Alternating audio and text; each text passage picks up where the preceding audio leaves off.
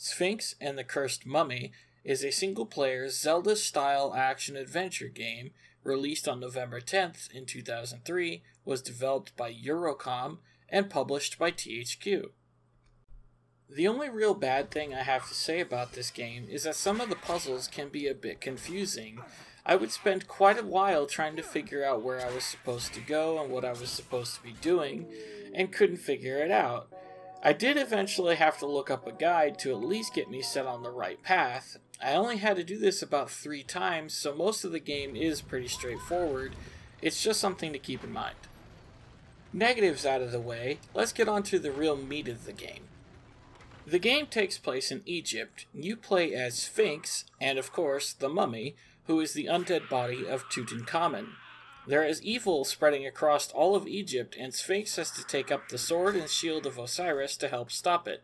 Along the way, you meet the mummy, and he ends up helping you destroy evil's hold on the land. The game took me over 13 hours to complete, and that was without finding all the collectibles and bonuses, or completing all of the mini-games. The dungeon designs were great. They started off pretty simple, but ramped up near the end, making it quite challenging. None of the dungeons felt the same either, changing the scenery between each one. Within the dungeons, the puzzles went from easy to hard and varied greatly in the ways that you were supposed to complete them. A lot of the puzzles will require timing and platforming to complete, but the controls are nice and solid, so I didn't have any problem in this area once I figured out what I was supposed to do.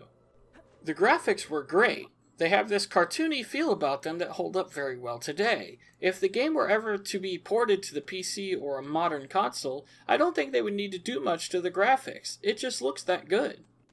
The animations in this game are fantastic. Running, jumping, climbing, fighting, and all of the miscellaneous animations were very entertaining and oftentimes funny while playing the mummy. As I mentioned earlier, you play as the 2 main characters, Sphinx and the mummy. Each of them have their own playstyle and set of skills. While playing Sphinx, you have a sword, a shield, and a blowgun with various ammo types to help you through the dungeons you face. When playing as the mummy, you are invulnerable to damage, and the puzzles make use of this by setting you on fire, electrocuting you, flattening you, and splitting you up into 3 clones to solve the puzzles. It was an interesting and a nice way to approach the game. To sum it up, Sphinx takes on the combat roles in the game, while the mummy sections rely more on puzzle solving.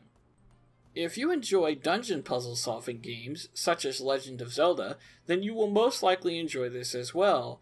It is very clear that they took a heavy inspiration from the Zelda series when it came to designing the game. It is fairly cheap at under $5, and if you enjoy these types of games, I would recommend picking it up. There is a large world to explore, lots of stuff to find, and neat side games as well. Definitely worth a play.